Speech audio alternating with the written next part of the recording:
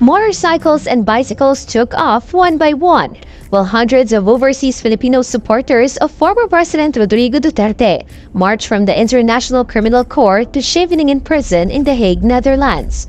They also stopped by the Philippine Embassy before continuing their demonstration. This marked the first time they organized a motorcade demanding Duterte's return to the Philippines. Initially planned for the former president's birthday on March 28, the event was postponed to a later date. Naiinip na rin kami kasi kumbaga hindi naman dapat Kasi unang-una tayo bilang Pilipino, tayo na may hustisya sa ating bansang sinilangan. Dapat kung may pagkakasala, doon siya litigation, hindi dito sa international.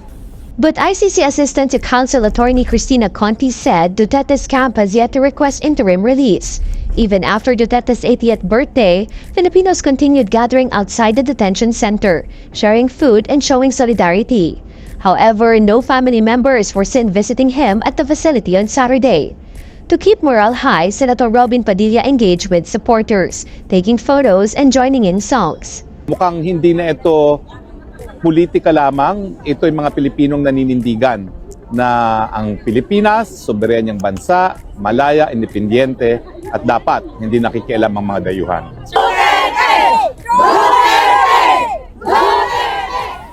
Former presidential spokesperson Attorney Harry Roque also joined the crowd in dancing, proudly announcing himself as a bona fide asylum seeker after the Netherlands reportedly approved his application. This despite Malacanang's calls for him to return to the Philippines and face charges. Roque even joked that Duterte's detention may have somehow benefited the Netherlands. Kinakailangan meron ng bayad si President Duterte dahil siya ang pinaka number 1 tourist attraction ngayon dito sa Netherlands. Meanwhile, Roque appealed to Qatari authorities following the arrest of several Filipinos who held a pro-Duterte demonstration without a permit on the former president's birthday.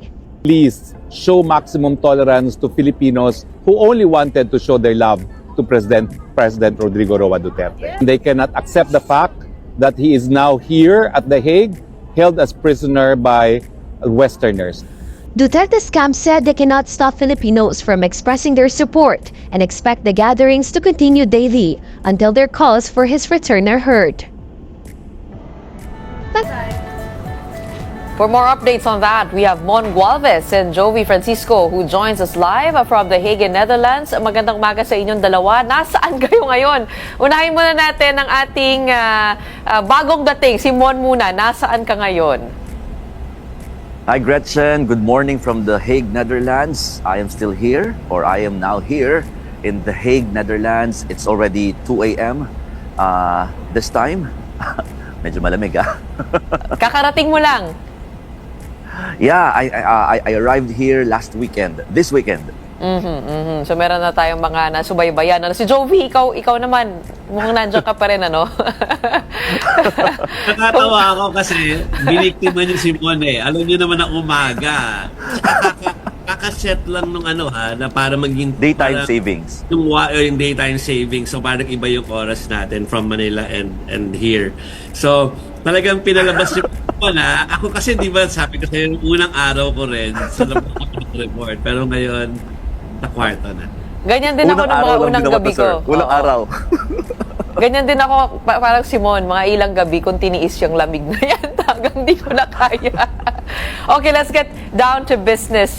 What were the highlights over the weekend? What happened? We saw Harry Roque standing in front of a crowd. Was there a protest rally again, or was that just a gathering? Who would like to take that? Jovi? Dahil natin si Mon doon. Si Mon nag-cover ng buong weekend Sige, mamaya meron akong input tungkol dun sa kay VP Sara. Head mo. Okay, sige.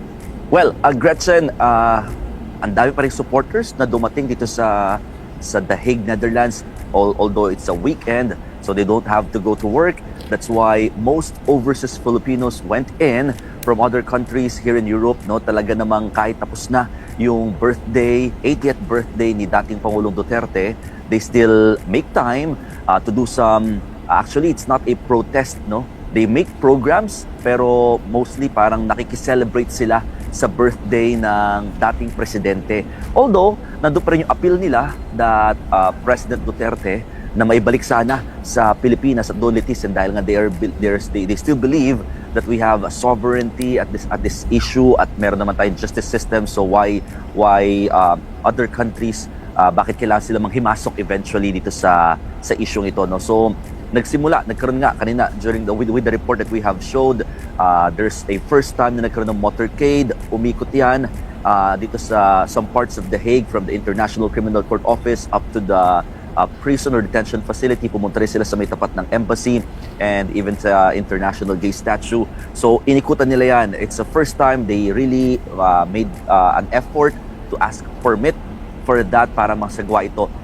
And during this weekend, actually yesterday, talaga ang dami pa rin, no? Ang dami pa rin supporters sa labas nitong detention facility. Ito yung mga humabol at di nakasama last Friday and Saturday. So same, may mga prayers, may mga prayer activities, merong mga parang mga at least a simple and short program. At yun nga, most of them are really chanting, especially when kumbaga mga significant people or somehow yung mga personalities went in at nakikita nila, mas nagkakaroon sila ng talagang para na-excite, no, yung mga overseas Filipinos here, Gretch. Okay, we saw a video gone viral with a Dutch police officer saying that yung permit nyo lang ay para sa picnic, no? So effectively, yung gathering na ito ay walang permit, tama ba? At gaano katagal nagstay yung mga Pilipino? Yung videos ba na nakikita natin, that was over the weekend? Because we also saw that on Friday during the birthday of the former president, that day itself. Actually, yung park outside the detention facility, doon nagsasagawa ng mga picnic, ng mga programs.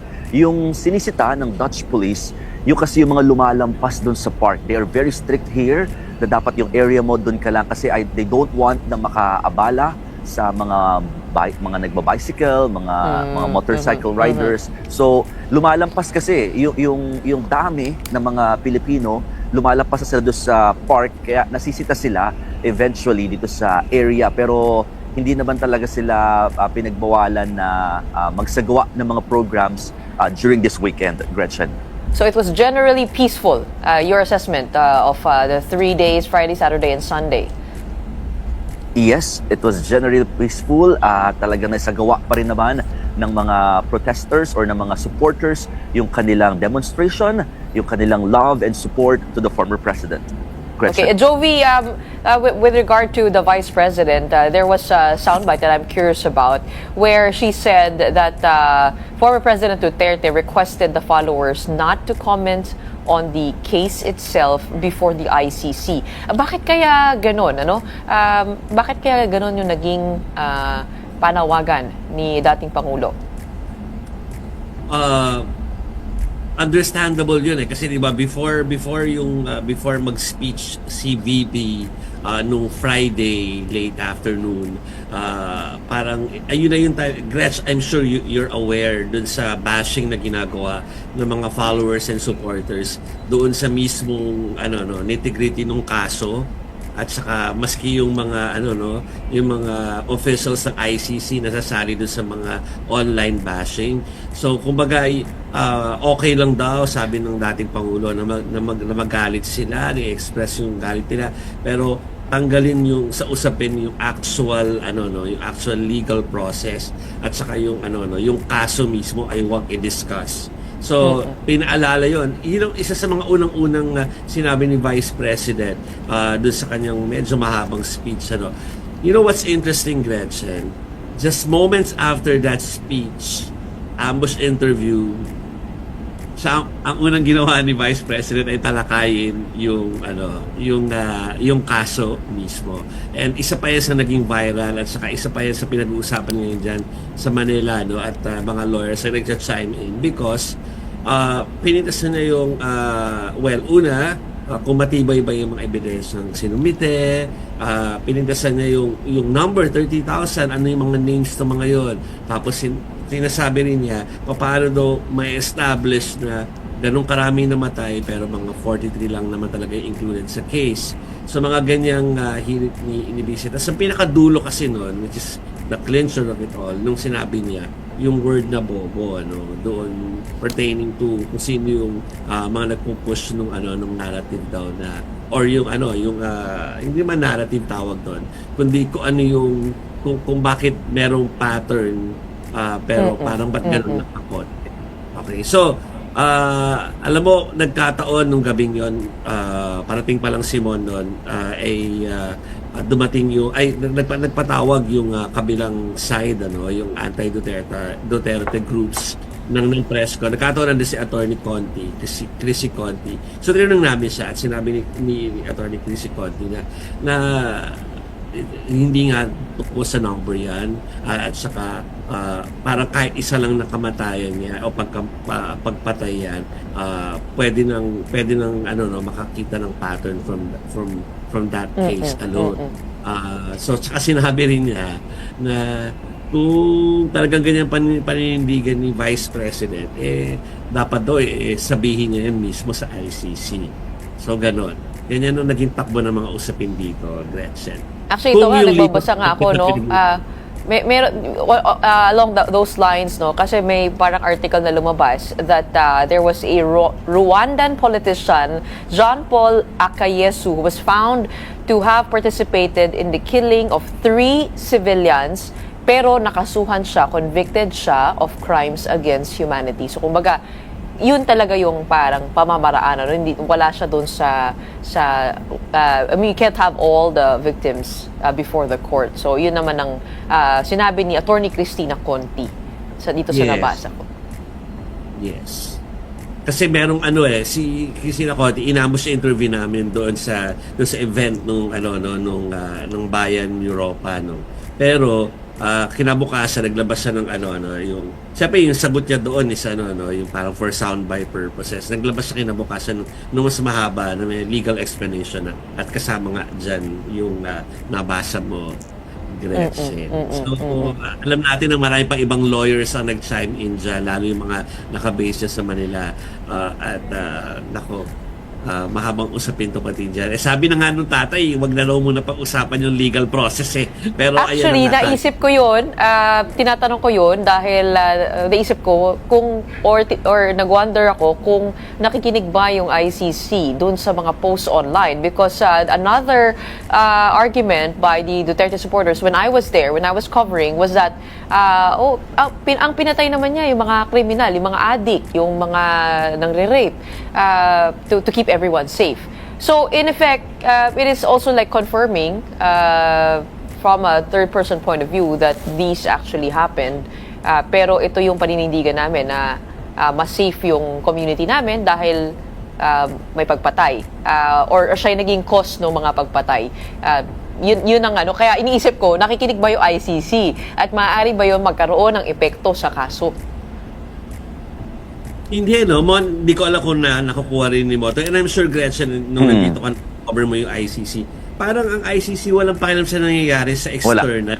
Di ba? Meron silang ganun parang clinical way of doing it na parang, sige, ang daming noise, pero, wala Hindi pa namin papakinggan niya kasi unang-una, nasa pre-trial tayo. Tapos sa September 23 pa naman magsisimula, nasa submissions pa lang naman tayo na deadline na very soon, April 4 and 11, So, hindi, wala pa sa ganun. Pero yun na nga, tama rin naman, may wisdom din naman yung wish nung dating Pangulo na huwag niyo masyadong ungkatin, huwag niyo masyadong pintasan as early as now yung buong proseso because it will not it's not good for ito sa laban na gustong gawin ng depensa. Mon, when it comes to the gathering outside, si Attorney Harry Roque, is he determined to be there almost every day? Any updates on his asylum request? There was in that report, the reporter said that there was a rumor of his application being approved. Did I get that correct?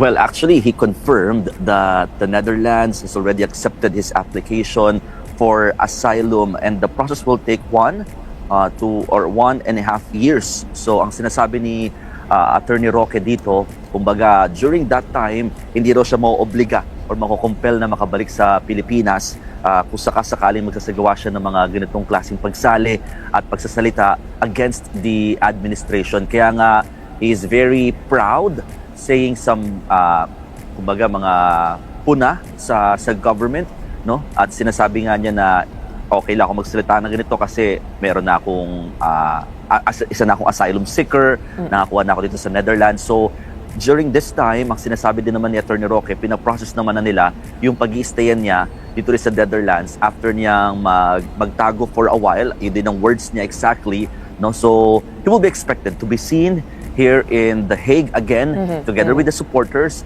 during the coming days. Yan ang isa sa mga kinonfirm niya over the weekend, Gretchen. How about Attorney Cristina Conti? Jovi, natanong mo ba gaano katagal sila dyan? I mean, interesting verbal jabs over the weekend, but also this is gonna be a long process. Natanong niyo ba yun? Ang alam ko, medyo magtatagal pa siya dito. Pero hindi lang dahil dito sa ICC kasi alam ko, itong week na to, may mga days ako last week na hindi ko siya nakausap ng face-to-face, kundi via parang quotes lang for via messaging. Kasi lumilipat sila ng like punta ng Brussels kasi merong lecture series. So may mga ganon. Hindi lang because of this. Nagkataon, okay lang na merong nangyayari malaki dito sa ICC. And at meron tayo, at least dalawa silang sources natin, di ba? Siya at si Attorney Andres, na at least yung magpapalanse nung because sabi nga nila may coverage tayo lagi ng nung Duterte side, meron din tayo nung kabilang side. Alright, okay. Tatanong natin ng mga concerns pa natin sa ating susunod na guest. But in the meantime, maraming salamat for joining us. Even if it's past midnight over there, we have Mon Walvis and Jovi Francisco reporting to us live from The Hague in Netherlands.